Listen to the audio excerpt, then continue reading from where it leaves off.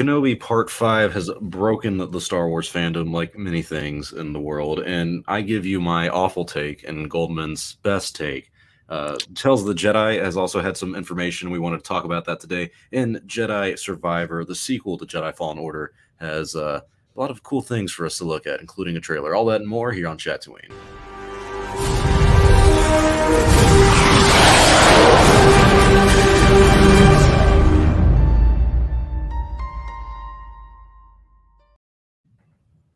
Well, welcome back to Chatooine, everyone. I'm Star Wars Only. I'm joined with the Goldman, which is funny. I feel like only me and you who do like the dual streams. If it's just two of us, I feel like if it comes down to two people, it's always me and you. Well, we haven't done two people in a while, and Palpamemes has been AFK for weeks. God knows how long. Lunga's dumbass couldn't watch the damn stream or the damn episode, so he's probably busy. But yeah, that's why Lunga's not here. He just hasn't watched the episode yet.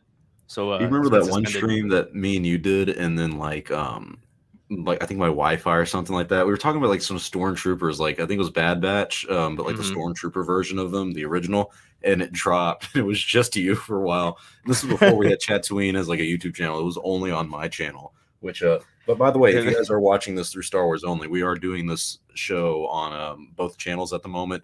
And the goal of this is, of course, to get more exposure to the Chatooine show. So if you guys are watching on the Star Wars Only channel, please click the link in the description, subscribe to the official Chatooine show, because to rewatch the stream, you're going to have to watch it only on the Chatooine show. And then, of course, we upload it to Spotify and any place you watch or listen to podcast after the show is over. So just give us good reviews, give us some good positive stuff, because I guess I'm not going to be positive in this stream. I'm gonna shit on you. Yeah, I really feel like I deserve it at this point. People are the reactions to this Kenobi series is just today's amazing. Like, it's really nice to see everyone genuinely enjoy it, and I feel awful because I'm like, I feel like feeling awful. I have a lot of fun when the first episodes of Boba Fett were coming out, and I hated them, and everyone was praising them. I didn't feel like guilty.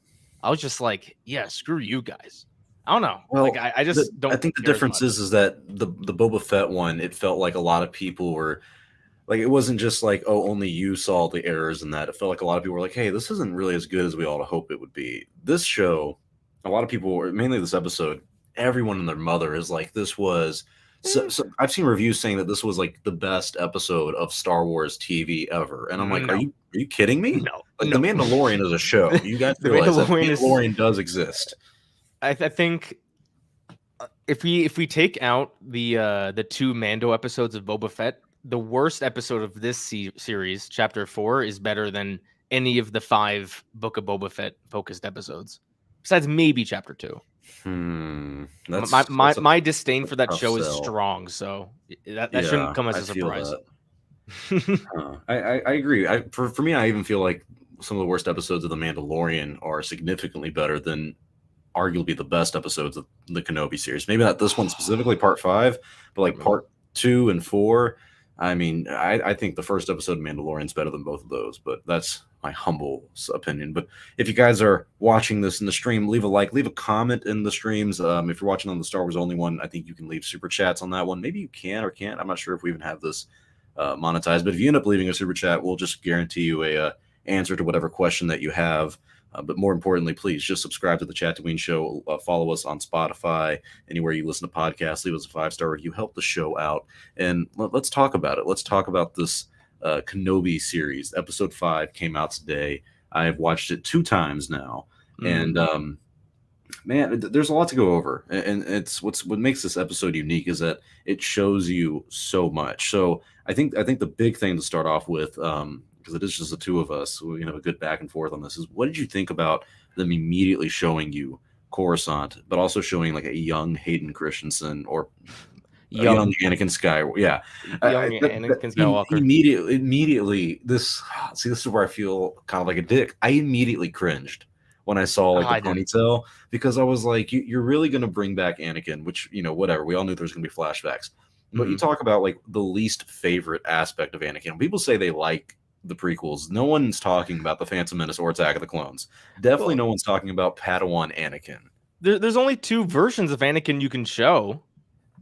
you can show him in the Clone Wars. I think we all expected the Clone Wars flashbacks with the long hair and everything. I feel like that would have been more mature to do. This, like, he's supposed to be 19 in this scene. That's what I laughed at. He looks not like we all said, like, leading up to the series. Hayden looks great, man. He hasn't aged a day. And Hayden's 41 and he's playing a 19-year-old. Yeah, he looked awful. He did not look scene. Okay. No, time out. He looked awful. Okay. Yes, he clearly did not look like a 19-year-old kid, but I just don't care. Like, I just do not care. You ever watch the Breaking Bad movie with Jesse, El Camino? You know how awful movie too, yeah. I like that movie. But anyway, so you know how they had Todd in it and he was kind of clearly a little larger than he was. Clearly, homeboy was Breaking Bad Oompa Loompa in that one. I just like, maybe I just don't care. Like, I'd rather have, as long as Hayden Christensen doesn't look like he's 60 playing a 19-year-old, I'm fine. Could they have done some de-aging? Probably, but I don't know. I just don't care. Like, yes, I noticed that right away. I was like, yeah, that's 40-year-old Anakin Skywalker. I just didn't care. I just did not care. I understand not caring, but for me, that's like the fact that you can even acknowledge that, like, you noticed it right away. That is what is my issue. It's like it gives you the what's it called? It suspends my believability of the story of like this working out and like seeing him like that. I'm just like, oh, like it's glaringly obvious. It's like for me when I was watching The Last Jedi for the first time, and like Mark Hamill looked great, but at the end, whenever he comes out and he's doing the force projection thing, I just thought he looked like an older Marty McFly, and like stuff like that always just kind of rubs me the wrong way. Yeah, I hate the way he looks in that one. What? I hate the way he looks in that. The haircut and everything. I thought it looked awful. That's a weird take. That's a weird take. It is, and it's I feel like I'm the only one who's ever even said that. So I hope so. And I've heard a lot of Last Jedi criticisms. I bet you have. But no, I really didn't like the way Hayden looked in this as young Anakin. And some people were complaining about the lightsabers and the color and the lighting. I never really understood that one. I actually thought the lightsabers, it's kind of cool seeing them have so much of like a glow on the actors' faces. What's the specific complaint? I didn't notice anything. I've seen people say it looked kind of cartoonish or corny. What? Yeah. I would argue like Rebels has like the worst lightsaber designs, even though it's based off of Ralph McQuarrie's original. I don't give a fuck. It looks bad. I agree. It can be original or not. It just, if I don't like it, I don't like it. But no, I thought the lightsabers looked fine. But what did you think about them doing it? And I guess it's Attack of the Clones. I don't know if it's before or after, or even during. You got to know this Star Wars only. He had his Attack of the Clones lightsaber. And you're right, he did. I saw that in the second time when he was handing it over. So I guess that was the. I guess it was before. Yeah, it is. Yeah, how dare I not pay more attention to? They looked bad compared to the prequels. That's how I feel. Is that when you like. Man, a lot of people are highlighting our good friend Okairo is like he posted a picture of Anakin's smile from Attack of the Clones, and then in this one, and people are like, "Oh, that smile's back." He looks like a fucking serial killer. he is one. Yeah, he is. Oh my god. So what are my thoughts specifically on like all the flashbacks in particular? Yeah, because it was an integral part to this episode. It seemed like the relationship between ObiWan and Vader. It really seemed. This is where I do feel like the episode did a good job. Is that it really showed how that fight, just that simple little duel between Obi-Wan and Anakin, has like a ripple effect through the years later, where it's over 10 years at this point, because I think Attack of the Clones is like 5 years before Revenge of the Sith or something like that. But anywho, 3. Okay, so it's been technically a little bit around 13 to 15 years since they've had this duel, and they still are following the same pattern. And some people even notice that they have the same style, like the way they fought in the duel is the way they fought in Revenge of the Sith. So that, I mean, does that help you like this episode more? I mean, what do you think about the flashbacks in general for this episode? What you specifically mentioned didn't make me appreciate the episode more. I loved almost every second of the flashbacks. One of my biggest criticisms of the prequels was that I never felt the relationship between Anakin and Obi-Wan. I never felt like they were actual brothers until I watched the Clone Wars. In this in these flashbacks, I don't know. I got the vibe that they were brothers. It was a small thing. There weren't any serious moments where they're like smiling and hugging or whatever, but I don't know. I just got that vibe. I can't specifically put it into words. You know, they were training, and so the whole point I got from that, and it really ties into Anakin's recklessness, and it's another thing I love in this series. This series is really the first time I felt like Darth Vader and Anakin were the same character. I felt like I could see Anakin in the Darth Vader suit, because every time I see Darth Vader, I just cannot picture that was once Anakin from Revenge of the Sith and Attack of the Clones. I could just never do it. This is the first time I was able to do that in my head, because that the way they described Anakin is just so Anakin, in terms of him being reckless, him wanting to win, him getting distracted. That's just, to me, what resembles Anakin's character. And it makes more sense that when he's tuning into the dark side, that fuels his recklessness even more. So to me, that was the whole point of the flashbacks to me, just to show that Vader is still Anakin in a way, and he's still reckless like that. He still sometimes gets tunnel vision, but I loved it. I loved. Yes, Hayden looked like a 41-year-old man, not a 19-year-old boy. I did not care. I loved every single second of the flashbacks. Although I shouldn't say that. It was clearly a reused room from the opening scene in chapter 1. That was like one of the first things I noticed. It was the same room, I believe, just Oh without yeah, a bunch of the the kids. volume and everything. And Man, that goes into something we're definitely going to talk about, is the production value, or how it appears to be in the series. So I noticed that, but in terms of the actual character moments between them, I loved it. And Obi-Wan looked fine. Obi-Wan looked like Attack of the Clones Obi-Wan. He Maybe a actually, little yeah, older, but he looked good. he pulled it off the best, and I think I think that the secret for us guys is basically like having a beard or facial hair. Like he just kind of brought that back and then added a mullet, and yeah, he looks about the same. And which is what's crazy about Ewan, is that he also hasn't aged that much since the prequels. He has clearly since like the Phantom Menace, Yeah. but like the style and the look that they're going for in Attack the Clones and what they did in this one is very, very similar. So you like the flashbacks? I thought the flashbacks were more or less fine. We can talk about like the Order 66 ones a little bit later when we talk about like Reva and everything, because that's that's an interesting aspect of this episode and a really big moment. Trying to think of everything that like happened in the beginning. Vader specifically was a big part of this, and seeing him have that interaction with Reva at the beginning. I feel like we kind of got as close to original trilogy Vader than we have in a while, even with like Rogue One kind of being involved with Vader in the past 5 or 6 years. It seems like we're seeing that transition of Vader going from what he is now, of just like he does not care, he's going to go after Obi-Wan. There's it's like he's using the Force and using his power to show intimidation. And then you see in the original trilogy, he seems a little bit more calm, collected, and it kind of reminds me of that line in A New Hope where he says to Obi-Wan, when I left you, I was but the learner, but now I am the master. I feel like this series is using this opportunity to build on those kind of lines of dialogue. I agree, because I think I mentioned this last week. I love how they're blending Revenge of the Sith Anakin and original trilogy Vader, because to me, this Vader doesn't seem as calm, as collected as he was in the original trilogy. We see him yell. We saw that in chapter 4. He seems a lot more aggressive. Although I do have some questions about his whole motivations. But besides that, Vader does feel like a younger Vader, which I like. Throughout this whole series, I got the vibes. I disagree with your point that he feels more like original trilogy Vader than he did in Rogue One. Rogue One, he felt like original trilogy Vader. He doesn't talk much besides the one scene with Krennic. He has one line of dialogue. He's not like, he just doesn't seem to care as much. And when here he's talking a lot more, he's a lot more emotional, especially when he was fighting Obi-Wan in chapter 3. So I love the blend of Anakin and OT Vader into a more youthful, emotional Vader. It definitely was more emotional in this one. I mean, did you see the part where he like dragged the ship down? Like it's one of those things where Rise of Skywalker callback. Or was it a Star Killer callback? Force Unleashed. I feel like no one can complain about these overpowered moments. Like there's a lot of people who are like, "Oh, Star Killer's OP," and he absolutely is because of him dragging like a ship down. But now I feel like the same thing. Well, there's a difference between a transport and a damn Star Destroyer. You're not wrong. You're not wrong at all. I'm just saying that it was like similar levels to me of like using the Force and showing the magnitude of it. I mean, this is the first time I think we've seen Vader. Maybe in the movie, not the movies, because the movies you don't get to see him do too much because it was the 70s and 80s.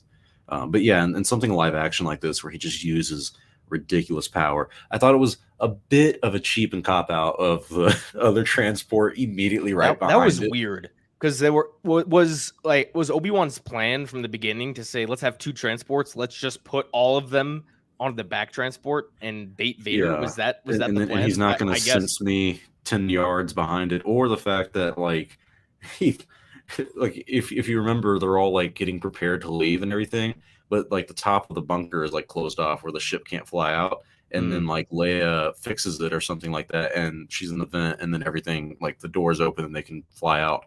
But instead of like immediately being in the ship and ready to go, they're all waiting for the vents to open, and then they get into the ships, and then they fly out. I'm like, when I thought that you would be in the ships ready to go at a moment's notice, just in case. You'd be safer in the ship than you would out of it. But not a bad point. But going back to Vader, this was my biggest complaint about the episode, and I have 2 big complaints, a lot of minor complaints, but mostly praise.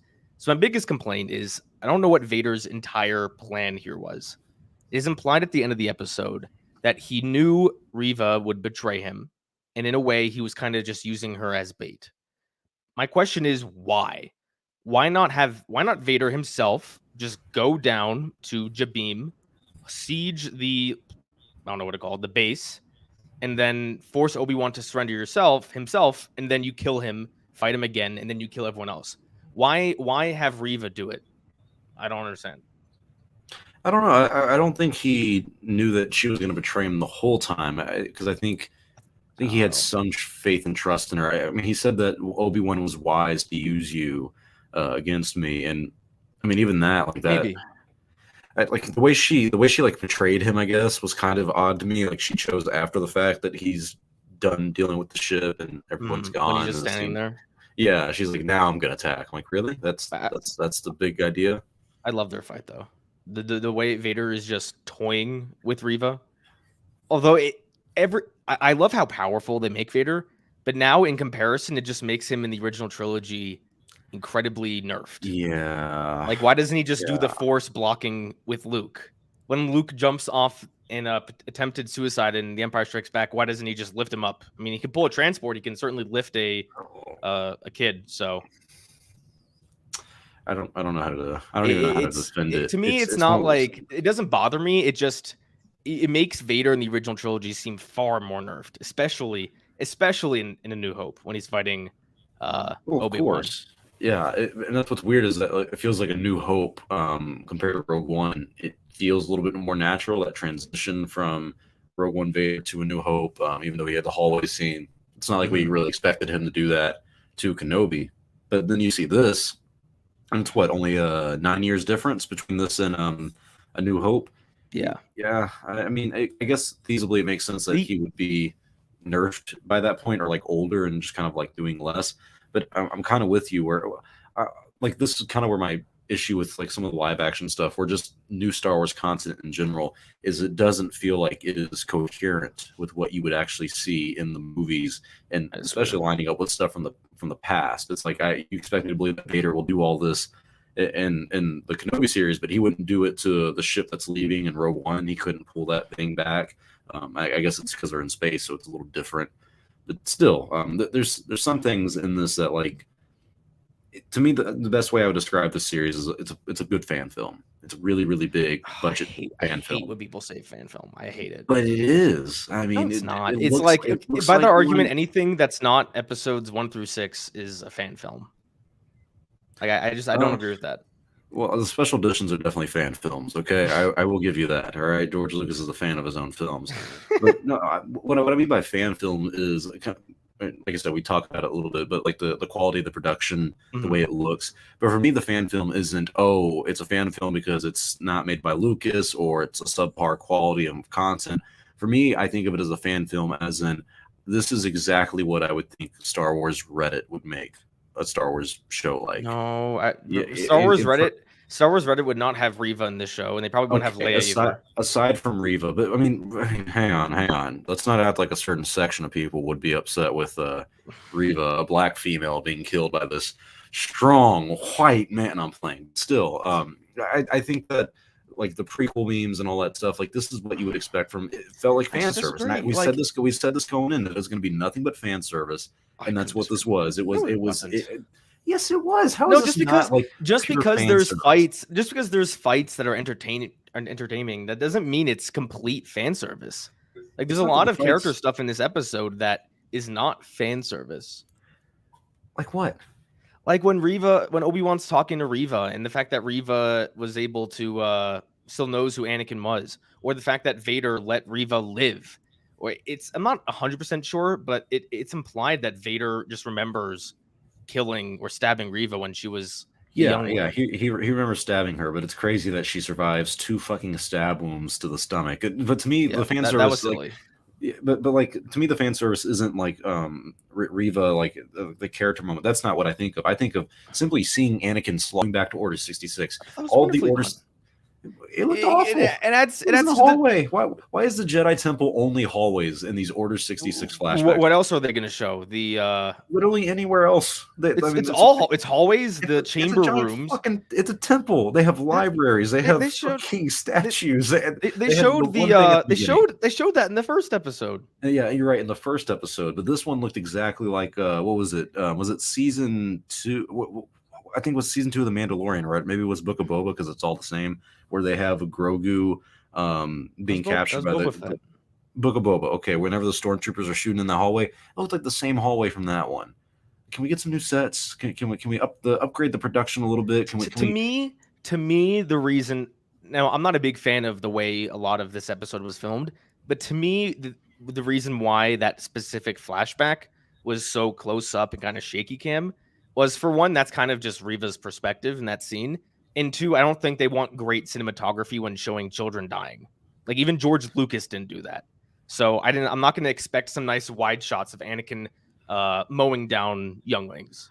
Well, all they had to do, like when you talk about, especially with the cinematography, like Lucas, he had like a shot of Anakin's lightsaber igniting, and then you see the kid step back. If you really wanted to do because I hate the shaky cam, I get a headache awful. Watching it. It is completely awful. Like I've lost a lot of not respect for Deborah Chow, but like just my expectations from her are like completely different than I ever thought.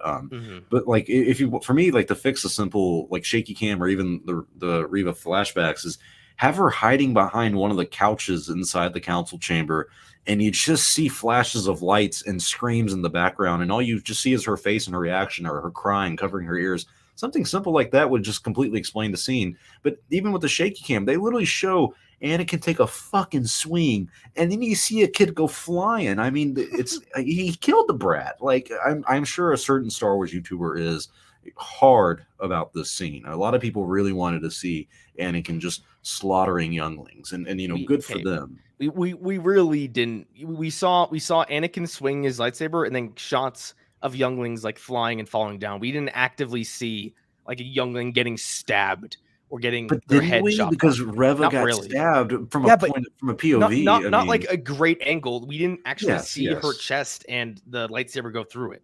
But how much do you really need? I mean, I'm saying like compare this to Revenge of the Sith. Revenge of the Sith is simple. Hey, you know what's about to happen, and this is we're going to show you a bit of it. We're just going to show you a little bit. Like you're teasing me here, and it's a little bit more than a tease. I think there's a big difference between showing it kind of off camera and having a wide angle of something happening. I think it makes a big difference in terms of the scene. Oh, absolutely. Absolutely. I didn't want a wide angle of the kids dying. I just didn't want to see the kids die in general. I knew what happened. I disagree. You can't just say Reva is traumatized from this event. You have to show it. There's a big difference. Especially something. Wait. We did see it though, because she was she not in the beginning? Or was she not? Was before they didn't specific. Yeah, but we didn't see the moment. We didn't get something from her perspective and her actually fearing the situation and feeling that dread of the whole situation. There's a big difference between just seeing her walk in the hallway and then the scene cuts away, and her actually witnessing kids dying and her seeing Anakin and her like reaction to getting stabbed. I think there's a big difference. That's an important character moment. You can't just. I hate in certain scenes, in certain scenarios. There's obvious exceptions, but usually when there's something that really affects a character, you want to see that event. That was the reason. Now a lot of people don't like it. That is the reason why they showed the flashbacks of Luke and Kylo in the hut in The Last Jedi. So you can see what Luke was experiencing. And we saw it from Kylo's perspective as well. Because if he just told it, if he just explained what happened, I think it would have been much worse. The backlash, at least. But it's important to see what happens. I think that's very important. And I think it's a big reason why a lot of people don't like Luke in The Last Jedi, because we don't actively see, besides that one moment, we don't see what else happened. What happened right afterwards? Did he attempt to go back and save Ben Solo? I think it's fundamental storytelling, at least to me, that you need to show certain things happening instead of saying, oh, this happened to me. You're not wrong, because I definitely remember not liking Luke's arc in The Last Jedi, but seeing the like for me, it wasn't just that Luke tried to kill him; it was the flashbacks where I was like, okay, like I disagree with him doing this in general, but the flashbacks are kind of where I'm like, okay, this is where I disagree. Not with Luke as a character, Luke betraying like what he used to stand for and coming back. It's just Luke making that mistake in the first place. So the flashbacks do add a huge part to that story, and without him, the movie would be drastically different. And I can kind of see that with this series as well. I just feel like, especially with the first episode and the opening scene, to me that is enough to carry Reva's arc. And like it's not like it was unpredictable, this episode or this series in general. Like we all had a feeling that Reva was a youngling. She survived this, and I'm kind of happy that Obi-Wan even addressed the issue that a lot of us had with episode 2 of like, how does she know? And he was like, you were there. Like, that's how you know. That stuff all makes sense to me. For me, it's a lot of it is just, and I guess this is my issue with the episode overall, or even the series, is conceptually not the worst thing. Execution-wise, it's just... I think there's a lot of moments that are well executed and a lot that aren't. I think going back to like that flashback in particular, I think the best... because there's not really another scenario in Star Wars that I can think of off the top of my head where a part of a character's backstory is, it's like Palpatine's return, right? We just don't know what happened. They didn't even, for one, they actually didn't even say what happened, so that's even worse. No. But it's like in a lot of shows, and this happened in the last season of Game of Thrones, it's stuff that really bugs me. It's when, it's like when, spoilers for Game of Thrones, whoever hasn't watched it, when Jon Snow is telling the rest of his family that he's Targaryen, and they just cut away. We don't see the rest of their family's reaction to him finding out his lineage. Yeah. And it doesn't feel as impactful. So I think if Reva just said, I was there, and we get a tease of the beginning of the scene in chapter 1, and they don't actually show what happens, I think that it would just fall flat. Now, the execution may have made it fall flat for a lot of people, including yourself. And I don't think it was wonderfully done, but I think it got the job done for me. For me, a lot of this episode didn't... and that's fair. It didn't hit with me emotionally, I guess. Like, what did you think of Tala? Like her death, the robot's death? Because there's like two sections to this episode. There's the flashbacks and the relationship with Obi-Wan and Vader and Anakin, and then there's the kind of present day stuff. You have Tala, you have Obi-Wan with the path, and they're all trying to escape the Empire. It's kind of like your movie Last Jedi in a way. She sets up all the stormtroopers, and they're all about to go into the base, and there's a big wall they got to get past, and Obi-Wan's like, no, I'm gonna be a Jedi and I'm gonna stand up to him and all that. He didn't really, though. He ran away and then he went out and then went back in. So those kind of I get what you're saying, but I did think it was weird that Reva was like, yeah, bring him out, like capture him, and then she kind of like lets him go back in. Like, I feel like Vader would have been like, why would you do that? And also, if not Vader, half the people around her would be like, Grand Inquisitor, I'm not trying to be, telling you how to do your job, but that's the guy we're here for. You could have just kept him here. If I was a stormtrooper, I would not question an Inquisitor. I feel like they'd kill me. You definitely wouldn't have questioned it, but internally, I mean, if Vader would have been like, what happened? I would have spoken. I'd be like, Lord Vader, she let him go. It's her fault. No, that was silly, but I mean, we don't know what the stormtroopers were thinking, and I think at that point, Vader realized that Reva was probably gonna turn on him. Yeah, that's a good point. But Tala's death, I thought it was sad that she passed away. I mean, they gave her a little bit of a character moment before, explaining why she was doing the things she was doing, why she betrayed the Empire. I thought her death was slightly corny. Like, this person made a good point of that Kenobi could have easily use the Force to push the stormtroopers back again. And I think I would disagree with this if it wasn't like something he did immediately before. Like whenever I think the gates opened or something like that, and they started like fighting, he pushed them all away. He pushed all the stormtroopers back. If not a good chunk of them, not all of them, but like mainly the middle ones. And then when I was watching this earlier, my friend pointed out that it literally was kind of like the original trilogy. If you have like 40 stormtroopers shooting in this small space, and Kenobi was blocking a lot of it, but like they were missing everyone. Like it was impossible for them to not hit something. As time passes, Star Wars somehow manages to make stormtroopers look even more pathetic than they did before. Yeah, it almost seemed intentional in the original trilogy, because at the end of A New Hope, they were like, "Oh, we put a tracking device on them. We got those idiots good." And now it's just like no confirmation. And no, it was pretty bad. You know what's another strange thing?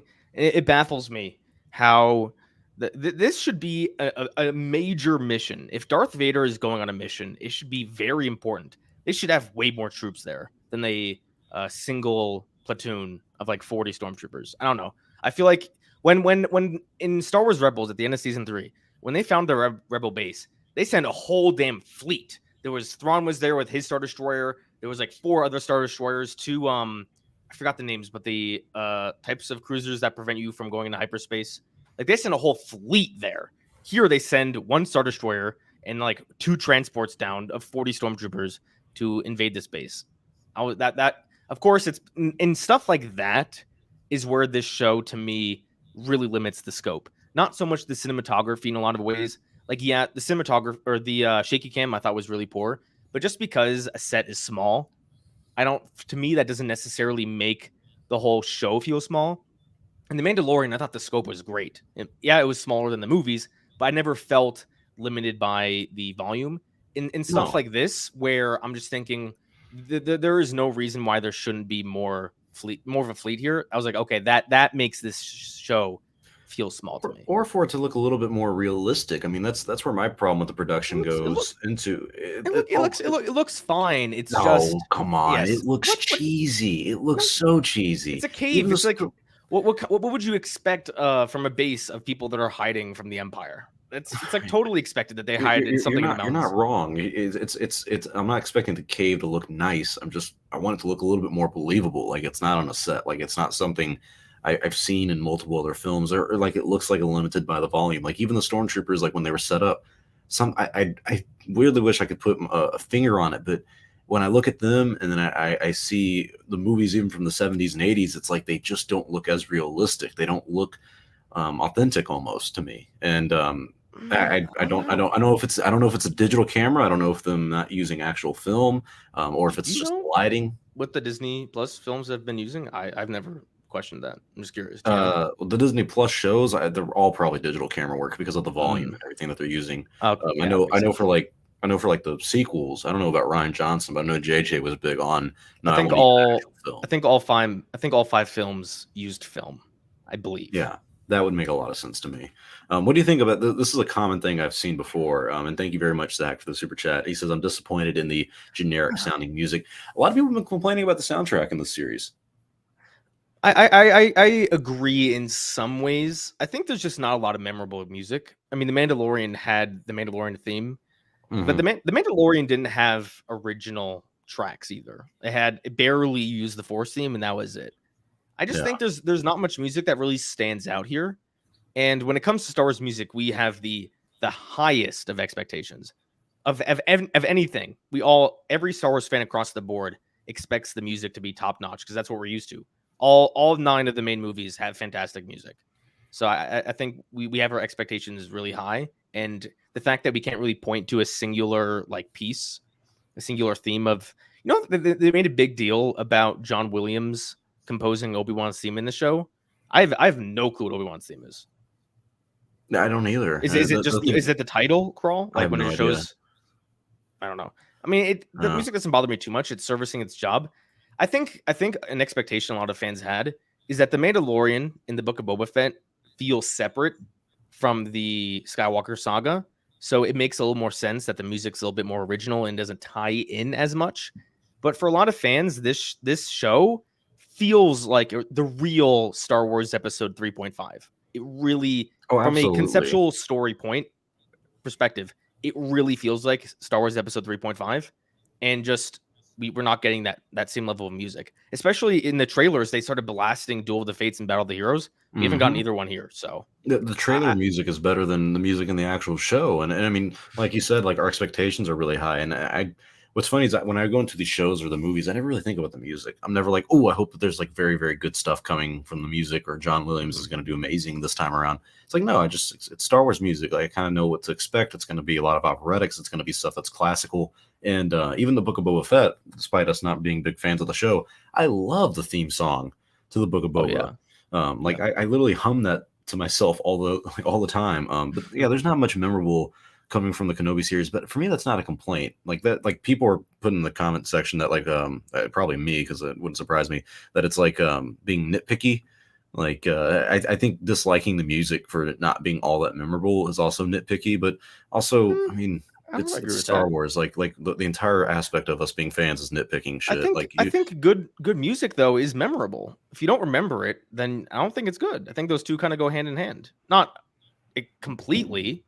Like you can have a fine score and have it not be memorable, but well, that's what I'm saying. Like with this, is to me, it's not, doesn't make it bad not remembering it. Like I remember how bad the cinematography is. That's why I think it's bad. I don't think like the acting isn't awful in the series, so I don't really think of it that much. But like even in the, like for me, what sticks out is like the writing. Like I really dislike a lot of the dialogue scenes. Even when Obi-Wan is like, "No, he's not coming for you. He's coming for me," like stuff like that. Where I'm like, come on, like we can write a little bit better dialogue. I don't know. Guys. I haven't really questioned any of the dialogue.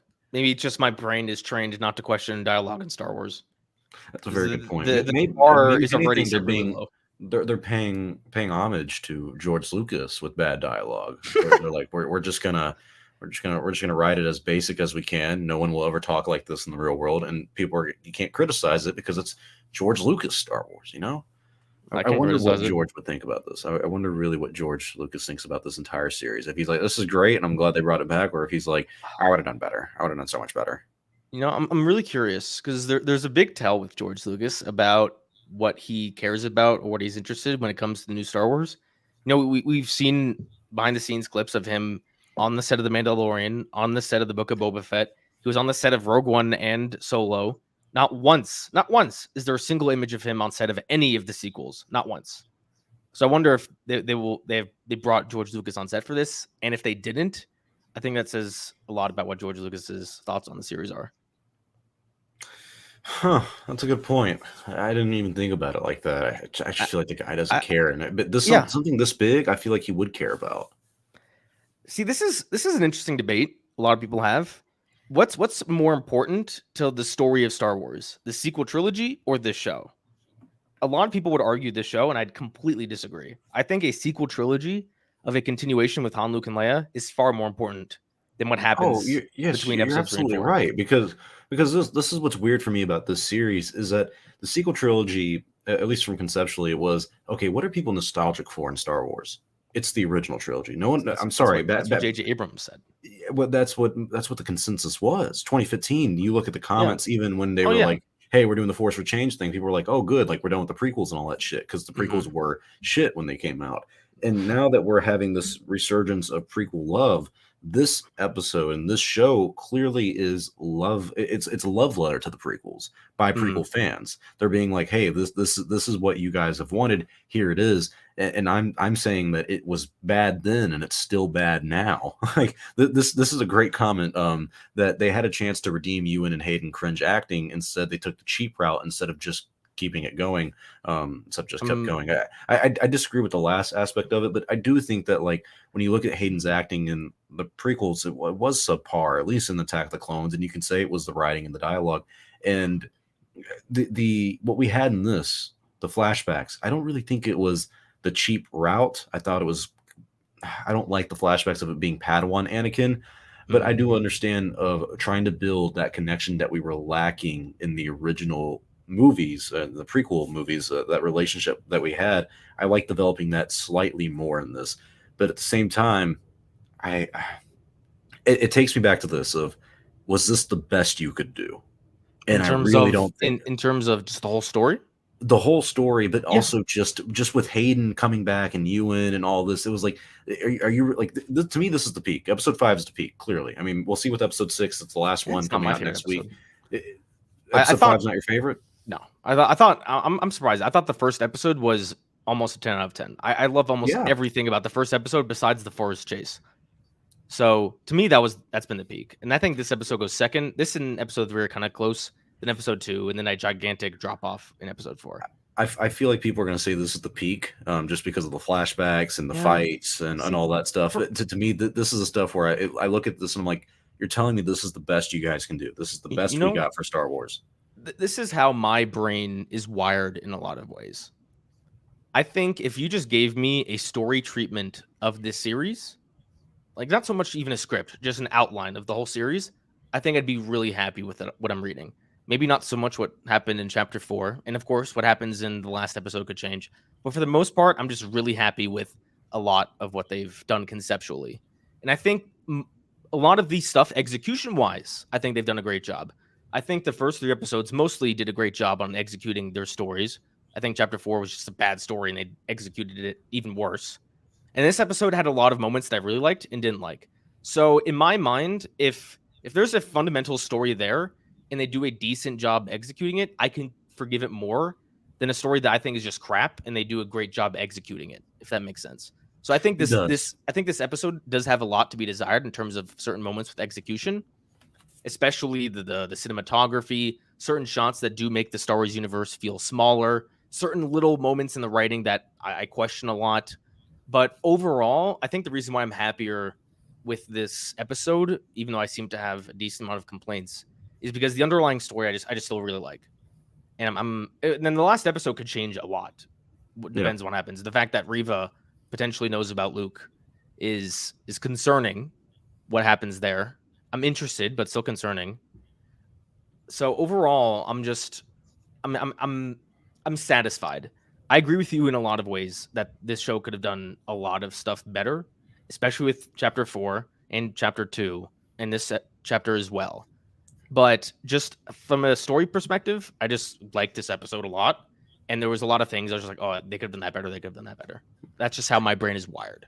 Yeah, I like the way you put that because when I think about this episode conceptually, there are, of course, things that story-wise I'm not a fan of. But like I said earlier, a lot of it is the execution. And for me, it is the cinematography. It's the writing. It is the weird choices of not de-aging Hayden that really takes me out. It makes it easier for me to kind of nitpick and be like, this looks bad. This just looks really bad. And this seems very cheap. And it's like the comment said earlier, it seems like the easy way out of, okay, we're going to make a Kenobi series. People want Hayden and Ewan back. What can we do? Well, let's have flashbacks of Hayden and Ewan training. Oh my God, they're going to love it. How do we work that into the story? Well, we'll just say it's been the same thing over and over again. So do you think they went into this story saying, we want a flashback? How can we incorporate that into the story?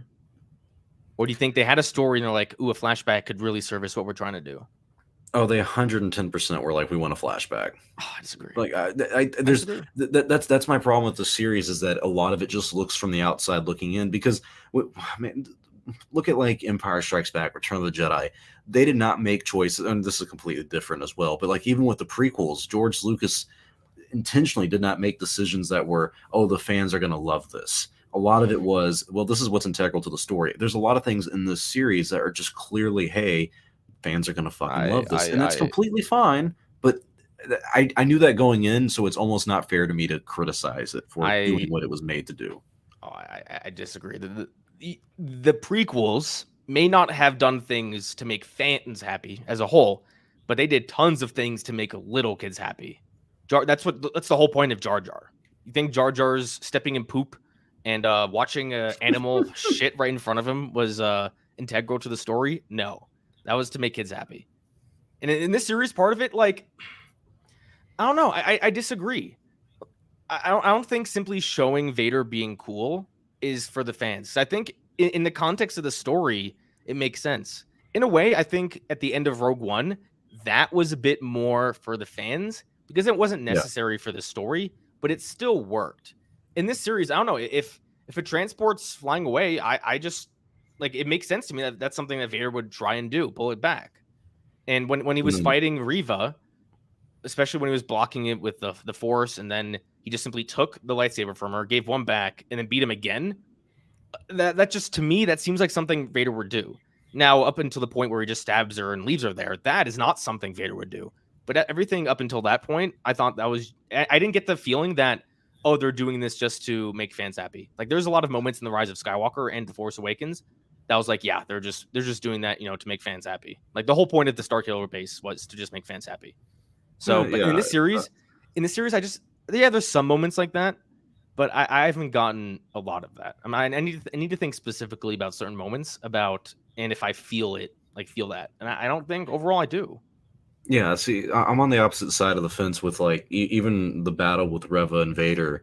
Like a lot of that wasn't to me like any internalization of character. It was, she's gonna try to kill him, and look how cool, because they don't say a fucking word to each other.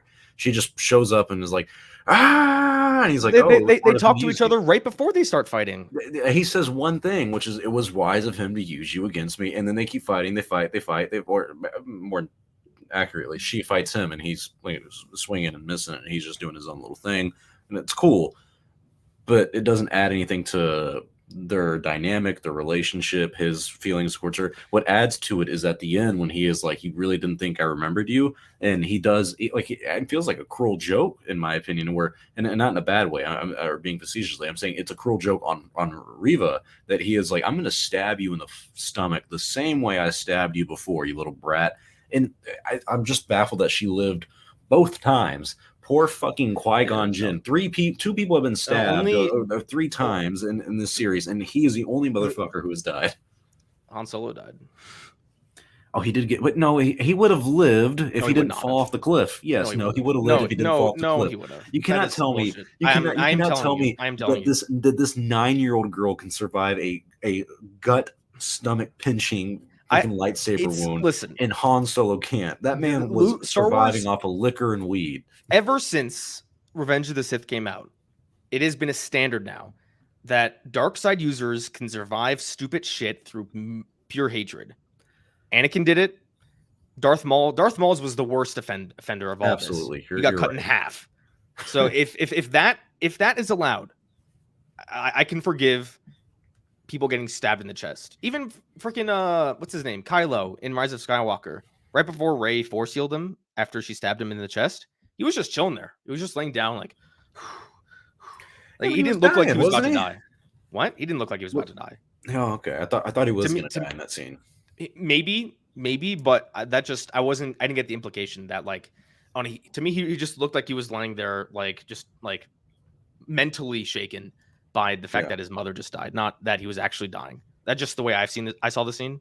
But I agree with you. I wish Lucasfilm or Star Wars as a whole didn't go down this route, that people can survive stupid shit through anger and hatred. But that's the precedent that's been set, and it's been consistent in a lot of ways since. The only time it wasn't consistent was technically Palpatine, because he just survived because of whatever. I wouldn't say he survived through pure hatred. But every other time, that was just stupid. With Palpatine, it was even dumber. But here it's like, okay, I guess these people can survive through pure hatred. Grievous Reborn made a super chat earlier. I appreciate it, saying it was so dumb they put Palpatine's speech to the galaxy that was referenced in The Last Jedi in Fortnite. I think he's talking about the Rise of Skywalker. Yeah, that was really dumb. That's another thing. That's another thing that supports my argument that I said before. Everyone is shaken. Oh, Palpatine's back. Oh no, and we don't see his damn message in the movie. Yeah. It does make sense wanting to see the reaction, wanting to see the message. In this case, the flashback of Reva like being traumatized by Anakin and everything. I don't know. I guess it isn't the flashback aspect. It is just the way it looks for me that it just takes me out of it and makes me dislike it. And that's my own problem. I understand that in some ways. I think there are certain shots that to me really feel that small budget. I agree with you when the stormtroopers are lining up and trying to break down the door, that I felt the small budget. God, it took 5 fucking minutes for them to get set up too. I when I first watched it, I was like, what's taking so long? I think the last episode is going to change a lot of people's minds, because I did a rewatch. Remember how on was it Disney Plus Day they announced, like, they showed this like little behind the scenes reel where it was just Ewan and Deborah Chow talking, and they showed concept Yeah, and I art. got my fucking Instagram taken down. I remember very well. And it's I have this. I used in a thumbnail. In one of those shots, it showed an image of ObiWan and Vader fighting on a lava planet. Yeah, on Mustafar, it looked like. So maybe they go back to Mustafar. I don't know, but I think God. I, And if think they do, are you I going to think tell me I that's think not the fan most service? I think that could potentially be fan service. Oh, come on. Don't tell me it could be. That's fucking fan service. What do It you all mean? depends on the story Star Wars on. No, it's not story. If I see Padme come back in the next episode and Hayden's like, baby, and they kiss or something, that is fan service. I would bet necessity. I do not agree with that. Because I think if Palpatine showed up and started electrocuting Obi-Wan, that would be fan service. Oh yeah, I mean, yeah, that'd be fucking something. I don't know. I just see things differently. Because something is cool, I don't know. Like I think your assumption is you see something cool, you assume it's fan service until proven otherwise. I'm the opposite. I shouldn't say I'm the opposite. I see something, I'm like, okay, this could go either way, and then I make an assessment afterwards. Well, see, that's where you're wrong. Is that it wasn't cool. That's why I thought it was fan service. I was like, cool? Oh, this sucks. To me, what wasn't cool is seeing the flashback of Anakin stabbing the youngling in the stomach and all that. I was like, I didn't need that. I don't think that's supposed to be cool. Like, I'm not they made it seem cool. No, they didn't. They made it seem tragic. Dark look eyes. It wasn't tragic. Tragic was him looking out the window in Revenge of the Sith with a tear coming down his eye and everything. Okay, like it's as tragic as a few seconds could be. Yeah, not tragic for him, tragic for Reva. I was like, damn. I didn't like. If I'm sorry, but if you're someone who watches like the Order 66 scene, Revenge of the Sith, and watches this scene, and you're like, man, that's really cool. The way all those Jedi are getting butchered, I think something's wrong with you. That shouldn't be your reaction. You should say, wow, this is emotional. We're not going to start drama here, Goldman. I don't need you calling out 99% of the fandom like that. All right, well, then they can come out me. If an exception, I might contradict myself, is the Vader always seen in Rogue One was pretty cool. Okay, so maybe I contradicted myself, but there is a difference. I'm going to defend my point. Him bringing down the ship is not a necessary. That was story. Cool. That is cool. That's cool. All it is. It's cool. The difference is the context of the scene. What are you supposed to be feeling? I think in the Rogue One scene with Vader, I don't think you're supposed to be feeling like, oh no, all these rebels are all dying. I think the purpose of that scene is like, wow, Vader's a badass. When Vader's holding the transport, that is like, wow, we're seeing Vader's power. When Jedi are getting killed, you're supposed to feel like, oh man, like this sucks. All these characters I don't know their names of, they're dying, and that sucks. So I know their names, but most people don't. So that's their names in the prequels when they came out. Thanks, George. I'm supposed to care about Ki-Adi Mundi dying. I don't even know him. So I think the scenes do matter. The flashback with Reva, at least the way I see it, is supposed to be somewhat tragic, and we're supposed to empathize with Reva and the trauma she went through. So I don't think the goal of that was to be like, wow, this was so cool. You know? Who's calling me? Oh, my friend's calling me. He's going to want to talk about Obi-Wan. I'll tell him later. Put him on speaker. I'm going to say, doing the Chatooine show right now.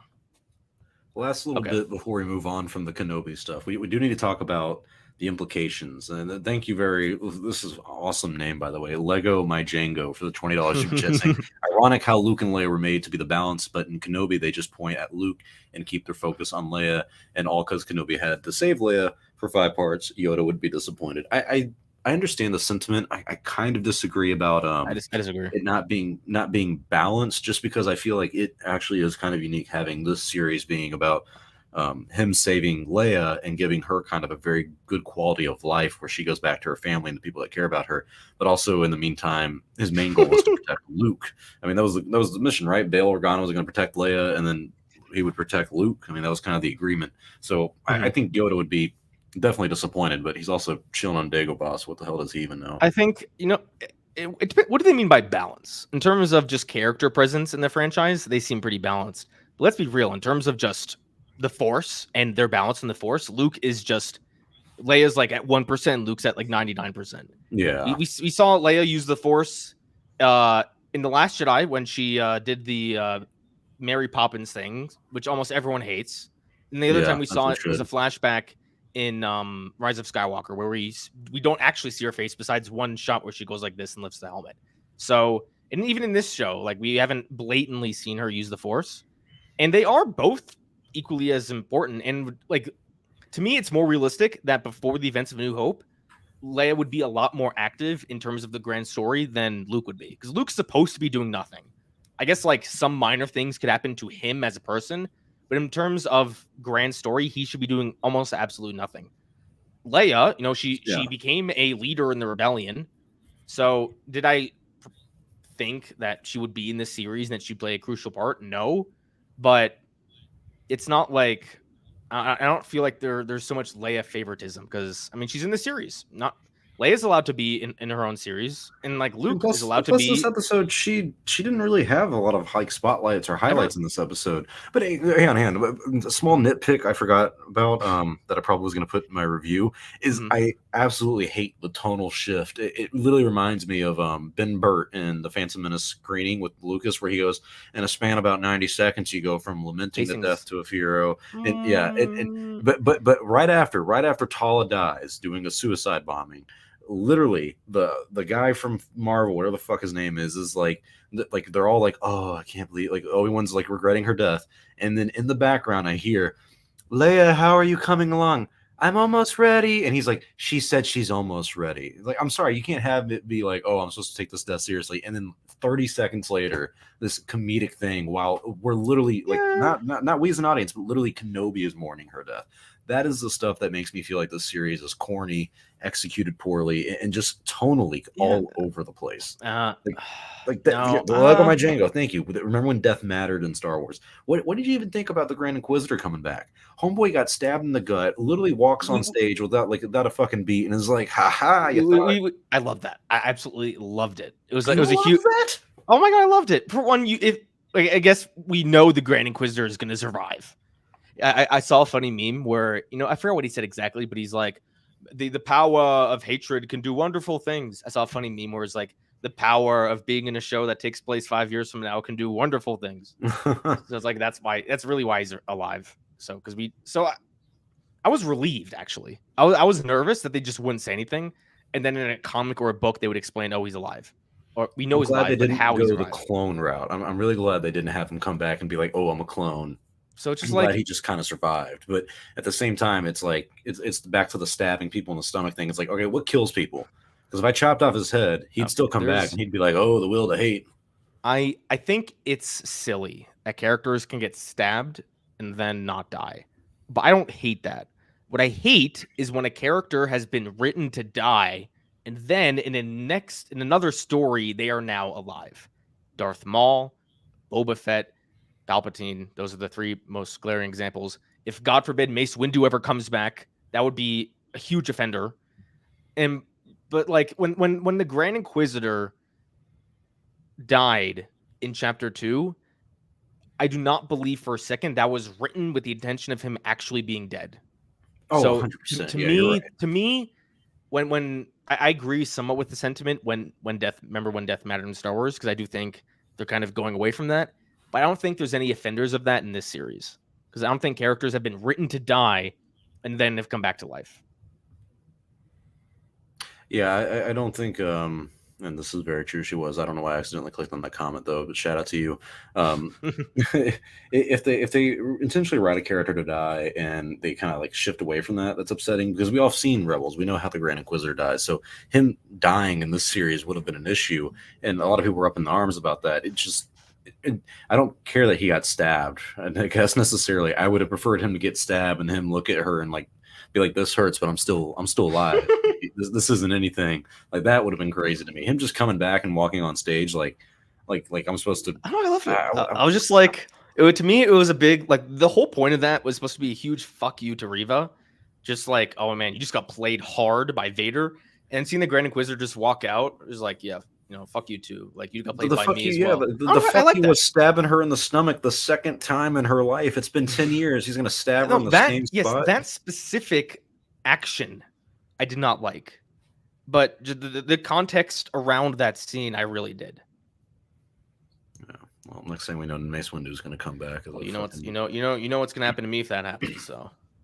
Oh, he'll do it for the dark side, and I'll be the one who's like, I love it because it works. I'm gonna say that's pure fan service. Absolutely was. Absolutely would be. All right. Well, do you have anything left for Kenobi? We only have 2 more topics that are kind of like quick hitters since it's just me and you today. Any final thoughts on Kenobi? Reva found out that Luke was his son or something like that. So that's going to be the next thing. And I guarantee you that's going to be season 2. That's going to be season 2 right there. No. Sorry, just the thought of a season 2 just triggers me. I wonder why that is. Because that would be pure fan service. Oh no! Come on! You can't tell me that's fan service, but this first season isn't. It's not. This season has a compelling story. Just because, like, this story was conceived to be one story, and if they remember the reports, they actually changed things potentially to make a second season. Yeah, that's fan service. That's fan service. Well, that's money service. Right there. I have another complaint, and it's about Bail Organa. What the fact that he would send that message to Obi-Wan was incredibly reckless. Incredibly reckless. That's a good point too. He's sending a transmission. He says, "We can't let Darth Vader find out about the boy on Tatooine with Owen." It's like, how more specific could you possibly be? Yeah. I understand Bail wanting to send a message in the first place. He hasn't heard about his missing daughter in days. He hasn't heard from the person who's supposed to be saving his daughter in days. So I understand the fatherly instinct to want to send a message and be like, yo, what's up? But he should be as vague as you can be. They should have been using code words like, have you found person Y? Because person X could potentially be in danger. Like, we've seen transmissions intercepted in Star Wars all the time. And Bail got incredibly lucky that Reva found the transponder. Is that what it's called? That Reva found it, because we know nothing bad's going to happen to these characters. Now Reva might find Luke, do something. I don't know. We're going to see how that plays out. She'll spare him. She'll have a change of heart. That's a sensitive topic. With the 2 sensitive topics for me, the secrecy that Anakin is Darth Vader and the secrecy that Darth Vader has kids. So I think they did a fine job explaining how Reva knows that Anakin is Darth Vader. She didn't just figure it out. She just knows. She saw Anakin, and that's not her fault. She didn't like go out of her way to figure it out. There was no secret like leaks or whatever. Like, she just figured it out. If more people find out that Darth Vader has kids, I mean, she's gonna have to find out. It's not entirely clear, like, because the message that she saw was a little broken. She heard boy Tatooine and Owen. And of course, we all know. I mean, no, she's gonna go there, and yeah, she's probably. I think you're right. I think, because what is Reva going to do? Let's speculate here. If Reva goes there they're clearly making Reva to be a bit of a sympathetic character. They've set that up. You don't show someone's tragic backstory like that in Star Wars and have them just die evil. That's just not what Star Wars does. If Reva goes and like finds Luke, that's probably going to happen. She's going to spare him. It doesn't seem like that's an interesting question. You know, there's the notion, right? And this is why I think Rebels did fantastically. When Maul even like remotely hinted that he had an idea of what Obi-Wan was doing on Tatooine, Obi-Wan killed him. But he was like evil. He was a threat. Mm-hmm. If Obi-Wan realizes that Reva's not this pure evil person, and Reva finds out that Darth Vader has a son, would he kill her? I don't know. I mean, that's not really the Jedi way, but it's also not the Jedi way to deceive and like, you know, manipulate people. And it seems like that's kind of what he did with her in this episode of like, no, he didn't. You know, we'll work together, help you out. You can kill him, and he kind of leads her to die. I don't think that was. I disagree with that, because that was Reva's plan all along, and Obi-Wan's just like, I'll help you, which was shocking. That's one of my favorite aspects about this episode, is that it was a bit of a twist to me that she was planning to kill Vader the whole time. Like that's a goal of hers. It makes sense. Yeah. At first I was like, why does Reva have such a random obsession with Obi-Wan? It just seems strange. But given this story, I mean, it makes sense to me. Like they've posed a lot of questions throughout these first 4 chapters that could have potentially had answers I really didn't like. All the answers I've gotten, I've been fine with. I'm trying to think if there's anything that's like. What about this specific thing that's kind of a twist for some people? Yeah. You gotta get shout out to Lego My Django.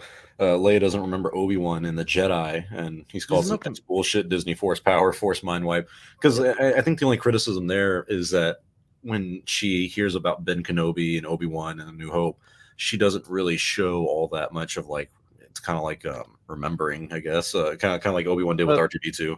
Let's be.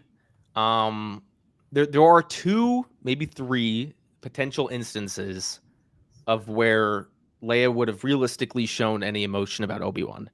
The first is in the message that she gave to R2. Now you could argue simply that, you know, she's in a rush. You know, the Tantive 4 is getting boarded. You know, hey Obi-Wan, you helped me out. Oh yeah, that has plenty of emotion to me. Actually, I'm completely even with her knowing Obi-Wan, I don't think anything about that message should ever be changed. It's perfect. Yeah. So to me, that's fine. The second one is when Luke says Ben Kenobi is here to rescue you, and she says Ben Kenobi. At first, that was a plot hole because how would she know who Ben Kenobi is? Now she knows. She knew who Ben Kenobi was. Mm-hmm. And the third instance is when they're escaping the Death Star, and Luke sees him get cut in half. Yes. Now, I'm going to make an argument here that Leia is kind of, I don't want to say heartless, but after she sees her home planet destroyed, she not once shows any sadness about it. Yeah. She, like Luke sobbing over Obi-Wan dying, someone he really just got to know over the past day. And Leia's like, it's okay, it's okay. Leia saw her whole home planet be destroyed, both her parents die, and she's just chilling.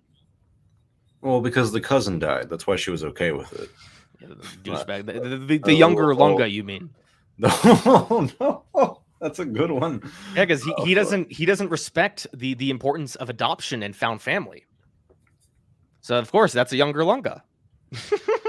Yeah, well, that's how family works. Yeah. Good fucking joke. So could you have argued? If say someone mattered a lot to you, say you went on a trip once and you got lost. Okay, well it's a little more extreme in this case, but we're assuming that after the season ends, Leia is not going to see Obi-Wan ever again until episode 4. I think she would be like, oh shucks, he died. I don't think realistically she would be like devastated about it. She didn't really know. Like, it's 9 years. How well does she even know or remember the guy? God, the way he ages from now to A New Hope, she probably doesn't even think it's him. And obviously, realistically, we were never shown this because the story didn't exist back then. But at some point, Leia was probably sad about it. Sad enough to where she named her son Ben. But I don't think realistically she's going to be like devastated and start crying on the floor. She's like, oh man, like, oh. It's kind of like one of those videos when you watch a dog die. It's like, oh man, that really sucks. But a day from now, you'll be fine. You watch videos of dogs dying, you asshole? What the hell? No, it's like, okay, it's a movie where a dog dies. Like, you'll cry. Yeah, you'll be upset about it. Like, I don't know why I did this. I was recently watching the second Jurassic World movie. Not the greatest movie. But there's like the scene where they're leaving the island, and there's the dinosaur that's like on the dock crying, and then gets consumed by the volcano. Like, I was like, oh man, that's sad. That was a well done scene. That was really sad. 10 minutes later, I was fine. Like, to me, that's how I would picture a Leia reaction to Obi-Wan dying. Like, oh, that guy, like, he was so nice. Oh wait, we gotta win a war here. Let's get back to work. This man and many people died to save me. It's another one of those things. Of course, they've recontextualized the events of the original trilogy. I 100% believe it was George Lucas's intention to write that scene that Leia has no clue who Obi-Wan is. That's not the case anymore. Of all the things they could retcon or recontextualize in the original trilogy, that I'm fine with because it just doesn't really change much of the story. That's a good point. Well, that's kind of all I have to say about Kenobi. This part 5. I think it's better than part 2 and part 4. I'm not sure where you're really that harsh on it compared to part 1 and part 3. Out of 10, if you had to give, it is. I just think, like, I don't know. I think it's Do good. you really want to know? Do you really Yes, I want to do. know that I'm answer? going to predict we're going to say like a 4. It is. I think 5 was going to be my like initial thought. Like, just it's 5. It is, and 5 is 5? average to me. Like 7 is like you're passing. You know, you're good. B is like, oh, this is a pretty good series. A is like, this is damn near perfect. Like, great series. And then 10 is 10 Last is Jedi. like perfection. Yeah. Yes. We're opposite day, but no. In absolute general, I would say this series is slightly below average. It's boring, man. It's just boring. Oh, I Like disagree. I really I like one of my favorite MMA podcast guys. Like he was talking about it, and he's like, I was a big fan of like Star Wars, like when it came out. He's like, I watched the prequels when they came out in like the '90s, and I disliked those. He's like, I watched this Kenobi series. He's like, I watched the first 3 episodes, and he's like, I just don't give a fuck. And I'm just like, well, damn, like, yeah. And this is a guy, his opinions I respect. And I disagree with you. I think the show has rewatchability, at least for me. And I don't remember if you brought this up before the stream or at the beginning, but you said you don't think it has any rewatchability. I disagree. No. Like, I think right now, if I had nothing to do, I could sit down and watch these 5 episodes in a row. Oh God. Well, maybe you can be in the theaters next Wednesday when they drop them all on the. I might take theaters if I can find them. If I can do that, I will, and come back and tell you guys if it's better or not. Lego My Django says one plot hole that Luke in A New Hope knows of Ben Kenobi. Wouldn't that mean he would have interacted with him at least once? I would think so. Like that doesn't matter much to me, but like I would think so in like a loose context. I never thought much about it. I thought he just knew of him because even Owen kind of is like that crazy old wizard. Like they've talked about him before. The way I've always pictured it, and this is kind of a little baffling to me that people like question this. Luke to me has clearly met Obi-Wan before Episode 4. That was the way I kind of see it is like when you have that creepy neighbor or like the weird uncle. It's like, oh, it's that guy again. Just be careful. Like he might say hi. Yeah, just smile and wave. Yeah, like he's aware. They've met. They might have had a small talk conversation once. They've never actually gotten to know each other. So I don't picture Obi-Wan having a deep emotional moment with Luke. They might see each other. If Reva shows up at the Lars homestead, Obi-Wan's going to be there, and Luke's going to be aware of Obi-Wan. Now you can bring up, like if Obi-Wan saves Luke from Reva, it's like Luke doesn't bring that up in New Hope. Fine, I guess that's a little silly, realistically, sure, but I can get over it. Here's another question. I think it's safe to say that Reva is going to find Luke and they're going to meet in some way. Luke can't know too much about the Force, what a Jedi is, what a Sith is. I don't know. Like if Luke sees Reva like float something, use the Force, is that like really bad, like continuity breaking for you? I don't want it personally. Yeah, I like the aspect of. I mean, that's what makes the original trilogy work so well is that you as an audience member are in the same position as Luke. You are learning about this world. You are learning about the Force. He doesn't know anything. And that's why you have Obi-Wan, kind of like the wizard of the thing of being like, oh, the Force would give the Jedi his powers. It surrounds us, binds us, penetrates us, and all that. Like that's what you need. So him kind of even having a loose understanding of that before Episode 4, A New Hope, I think really.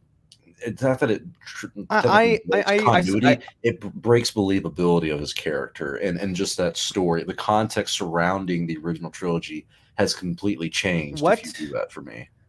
What if I agree? I think Force stuff is off limits. But what if he sees Obi-Wan just like wield a lightsaber for a few seconds? No lightsabers. He needs because same thing. Your father's lightsaber, and he pulls it out. And he's like, "Holy shit! What is this?" Okay, so let me write a scenario here. Luke's 10 years old. Reva has a lightsaber. He's like threatening. She has the lightsaber up to Uncle Owen's neck. Obi-Wan shows up and is like, "Stop!" And she's like, "Okay," and they leave. Obviously, something a little bit more emotional than that. So Luke saw some crazy lady holding a red glow stick up to someone's neck. The next time he sees something like that is 9 years later. He doesn't know what a lightsaber is. He's 10 years old. Does he really understand specifically what Reva is doing. For one, he's probably traumatized. So when Obi-Wan hands Luke a hilt, is he like, oh, this is exactly what that crazy lady had? I just don't see that. I think the Force is a little different because you're seeing someone like lift an object. I think just simply seeing a glow stick when you're freaking out as a 10-year-old, to me, that's not. I prefer not to see it, but I can see that happening. People are going to freak out, and I'm going to have to make a video defending it. So I'm kind of preparing myself mentally. Yeah, well, you can jump through those mental gymnastics, and I will cheer you on from afar because I will not be participating in that. If she pulls out a lightsaber and shows him, it's gonna be annoying. It's like, why? Like, it doesn't all have to be so connected. Like, I understand the connections. It doesn't have. She does not have to know that Luke is fucking Vader's kid. She doesn't even have to live. As far as I'm very concerned.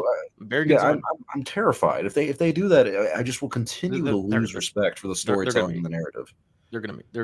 God. She's gonna find out. They set it up. She's gonna find out. She's gonna find out. I just don't want him to meet her. That's what I don't want. Okay. I think I can get on board with that. All right. Well, that's all I got on Kenobi. We'll talk more about it with hopefully Palpatine's and Lunga next week when they're both here and we can all review the entire series as a whole because this next one is it. But thankfully, Dave Filoni is here to give us some more entertainment. Surprisingly, there is a Tales of the Jedi animated series. It's like we spent an hour and 15 minutes talking about Obi-Wan. Now we have to talk about this stuff. It's like, all right, I'll give my thoughts. Yeah, just a quick rundown because I'm not going to be. By the time we get Palpatine's and Lunga in here, it'll be far too far gone to even remember. But the quick little Tales of the Jedi thing because it's only 6 episodes. 3 of them are about my boy Count Dooku as a Jedi, and 3 of them are about Ahsoka Tano. One of them, she is, and a spoiler, if you guys don't want to know this, I guess, I got to see the episode at Celebration. She's a baby. Just a baby. What's her species called? Tor something? Togruta. Togruta? Yes. Weird name. Well, the Togrutas are out there, and they know about the Force and crap, and she survives an adventure with her parents and her ma. Good times. But what did you think about Tales of the Jedi as a concept? It's our boy Dave Filoni making another comeback with animation. So there's 3 aspects I want to discuss. There's going to be Ahsoka episodes. There's going to be Dooku episodes, and the fact that they're just limiting it. They said this is a series focusing on prequel era Jedi. Yep. The Ahsoka stories I just don't care about. It's like, okay, you know, they're about to do an Ahsoka show. It's like, okay, I guess we need to see more of animated Ahsoka. It's like I don't care at all about seeing her before she was a Jedi. I think there was one about her like training with Anakin. That could be nice. It's like, okay, I just don't care. The Count Dooku stuff sounds fantastic. I cannot wait to see those Count Dooku episodes because that's something we haven't seen before. Count Dooku as a Jedi, young Qui-Gon and young Mace Windu. People think I hate Mace Windu. I don't. I just don't want him to come back to life. I love conceptually just everything about seeing a young Count Dooku as a Jedi with his Padawan. I love that. I love it. Now, the third point, the fact that they're limiting the series to just being about prequel era Jedi infuriates me. It's just nonsense. And I tweeted this like right when the announcement happened, and people triggered me so hard. They're like, "Oh, they're doing the prequels because the prequels is the best Star Wars era. It's the most interesting Star Wars era." Fine, if you believe that, more power to you. But why? Why limit yourself to that? Do you not want to see a cool story with Luke? Like what about a story with Luke immediately after Return of the Jedi? That could be a tale with a young Ben Solo, or with a young. Cool, you know, I'm a sequel shill. A story with him and Ben Solo, or a story with Rey after the Rise of Skywalker, or Rey doing something, or go way back, do something with the High Republic, or do something with the Old Republic, or do something with I don't know, Ahsoka after something that is literally anything else in what we've already been doing for the past. Or if they really want to do something with Ahsoka, how about show her right after like Rebels, not the epilogue, like after her fight with Vader, like when she's on Malachor. Oh yeah. Like why not do something there? What is she up to? Why wasn't she there during the original trilogy? She knew Kanan. You can't do that though because your fucking boy Ezra took her from Malachor. Remember, he pulled her away. But she went back to that point in time. Oh, that's when she like walks away and like the little fade away. Okay, now you're talking about So for 2 years, this is interesting. For 2 years in the chronology, Kanan Jarrus was alive, and Ahsoka knew how he was going to die because she saw it. when Ezra could have pulled him through. So I don't know, do something there. What was Ahsoka up to during the original trilogy? How about when Ahsoka met Luke? They botched that in Book of Boba Fett and didn't show us. So how about when they meet? That'd be a good one to show up in not live action, in animation. Seeing an animated Luke like that too would be pretty cool. Awesome. Or what about like the moment just when Ahsoka finds out that Anakin had kids? You know, Luke Skywalker became like a galactic, I don't want to say hero, but everyone knew. He's like, wow, Luke Skywalker blew up the Death Star. Like that was a thing. So it's like Ahsoka must have heard that. Wow, Luke Skywalker? I knew a Skywalker once. Like, I know you're dead. Or what if they did actually a story where what if they did a 20-minute episode where they really fleshed out what happened the night Luke or Kylo destroyed Luke's temple to provide some context? Stop. What do you mean? Why do you not want to try and make things better? I'm telling you, stop thinking that Lucasfilm is actually going to tell you good quality stories here. They have. All right. They told The Mandalorian. They told The Last Jedi. Yeah, but they go for like a lot of these like kind of bare minimum stories. Like for me, the bare minimum stuff is Ahsoka again. Like you're telling me we get enough. Like it is because it's not. We've seen her so many times. Like it's the Count Dooku Clone Wars, it's Rebels. That's not bare minimum to me though. That's something that like is like incredibly intriguing because I agree. He's a fallen Jedi turned into a Sith. But you spend half of the series on Ahsoka, who already has the entirety of the Clone Wars series, who is a pivotal character in Rebels, and is now getting her own series. And she's in Mandalorian, and she's in Book of Boba Fett. I mean, is she going to show up in episode 6 of fucking Kenobi now? Like, come on. No. Like, I would. No, she won't. But she's going to show up in Bad Batch. Oh no. Oh, Dale, she probably will. That's my problem. It's just she's in everything. So I'm a little disappointed this series is going to be 3 episodes of Ahsoka and 3 episodes of Count Dooku. But at the same time, the animation, man, looks phenomenal. It is absolutely gorgeous in this. It's better than even what they did in Bad Batch, which was already impressive. Yeah. So I'm really curious if they're going to do a 1 season of this thing. Because hear me out. What do you think if they do 1 season of this? Reception's very good because you see what happened with Visions. They did a season of that.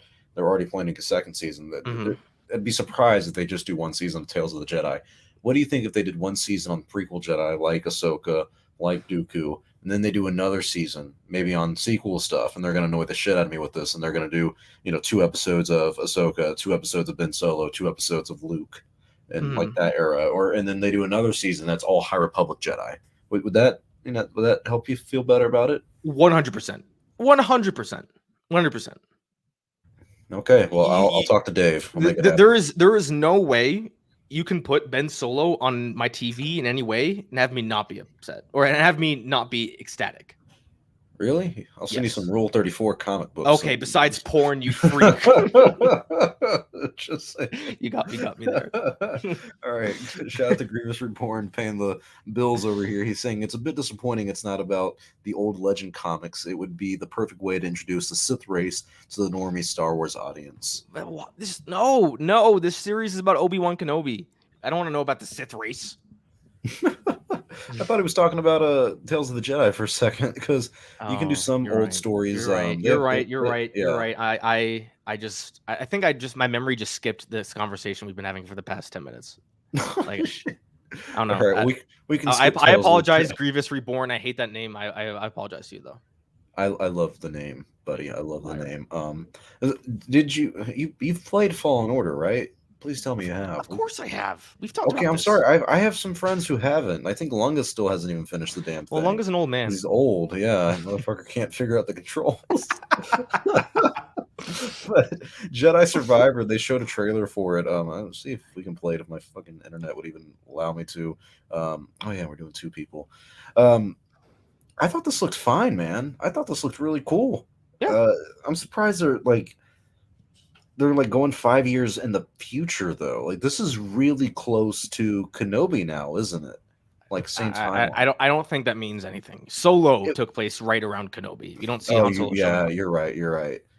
Still, like a lot of people thought the senator guy was the Grand Inquisitor, but I mean, it looks great. But like who the fuck is it? Is that the senator guy right there? Is that an Inquisitor? No, I think it's someone else. That's some random dude. I don't think it's an Inquisitor. I think they're done with the Inquisitors. I mean, could more Inquisitors show up? Yes, because there's some that are still alive.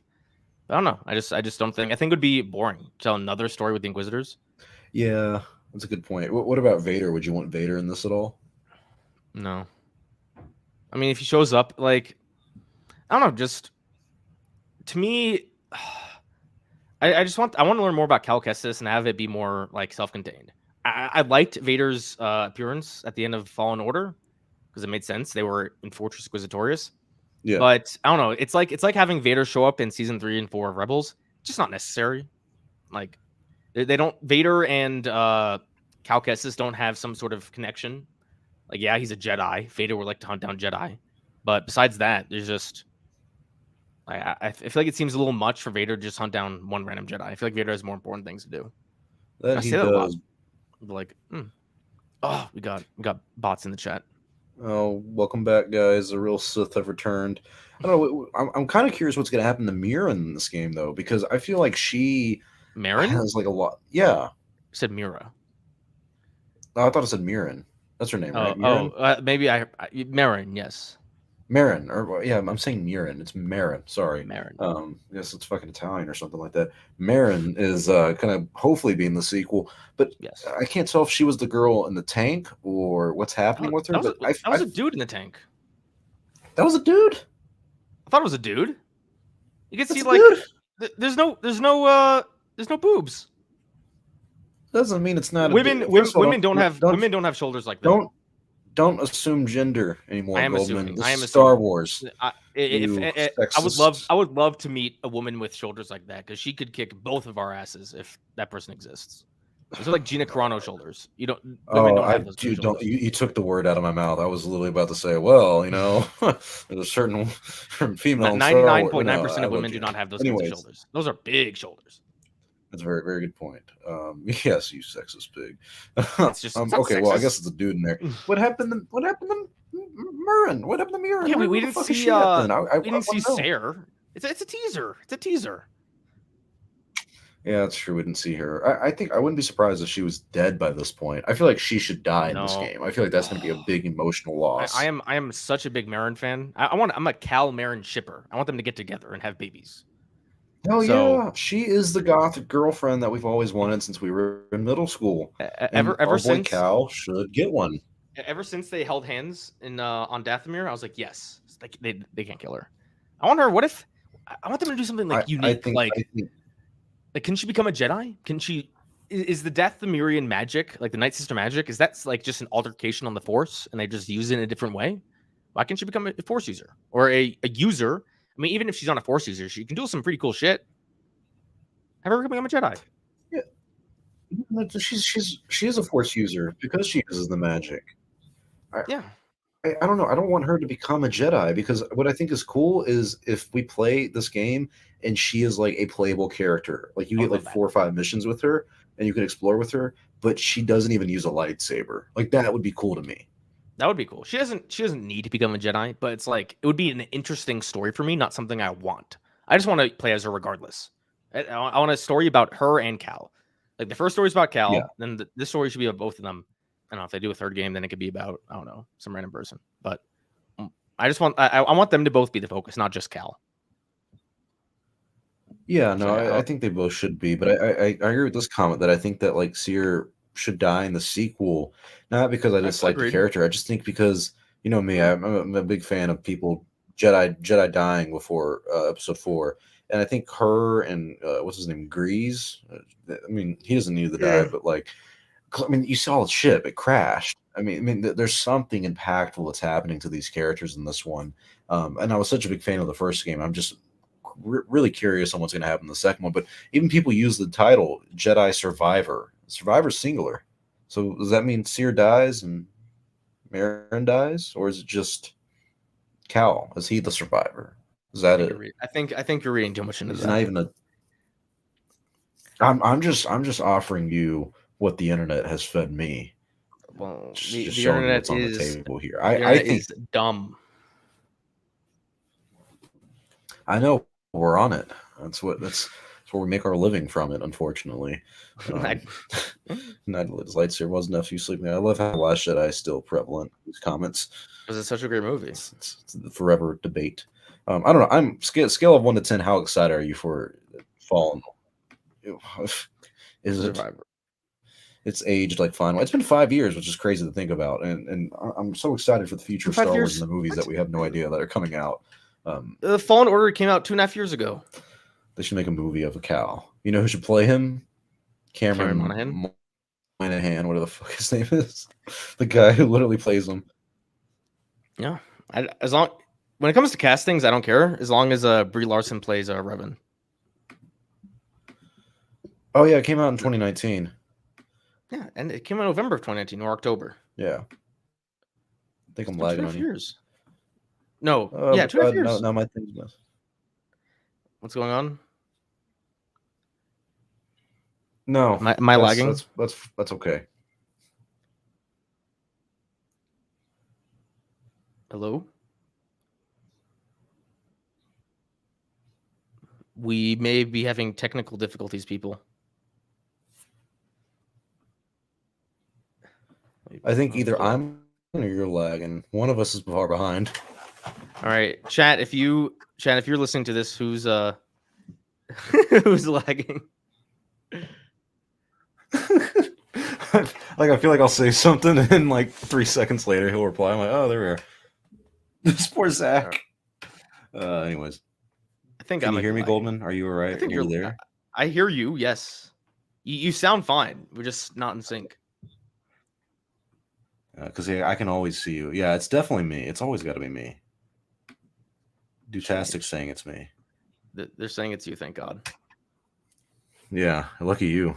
And someone's like, it seems okay to me. All right, well, as long as it's me, because if it's me, I know how to fix it. But you seem fine on my end. Like I can see you moving and everything. That's what matters. I hear you fine. Yeah, you can't see shit. If my thing was lacking, there'd be a big issue. Oh man. I'm always having bad Wi-Fi connections. I'm terribly sorry about that. But anyways, no, I'm excited for Fallen Order. I do think that this will probably be the second to last game in the series. I think they'll do a trilogy to round it out to have like a perfect thing. And I think EA is desperate for more games with Star Wars. But in general, I'm hoping we get like 2 different playable characters, because this game is too good to not have Murin as a playable character, and just the uniqueness to her having like the dark side and like the magic powers. That'd be so cool to see like played out. Agreed. Are we still not in sync? Are you alive? Are you there? No. All right. I guess. Yeah, communications. Professional. All right. Well, I don't know. I can see you moving. I don't know if you can hear me well. Okay. I think. Okay. Well, I think we should just end the stream then. Can you see my private chats?